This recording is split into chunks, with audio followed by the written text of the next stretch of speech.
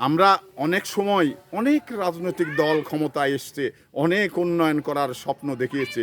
তো এই যে 1978 সালে জিয়াউর রহমান যে খাল কেটে এদেশের মানুষকে মানে আশার আলো দেখিয়েছিলেন, সেটা কিন্তু মাঝখানে দীর্ঘ ক্ষমতার পরিবর্তনে দীর্ঘ সময় কিন্তু খালগুলো অপরিষ্কার হয়ে গিয়েছিল এবং খালগুলো বন্ধ হয়েছিল।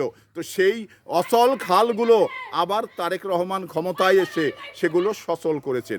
আপনারা জানেন যে সারা বাংলাদেশের খালগুলো মানে অচল খাল মানে সচল করার যে প্রকল্প বা যে ইয়া আপনার কাজ, সেটা কিন্তু হাতে নিয়েছেন। তো এটা কি একটি ভালো দিক নয়?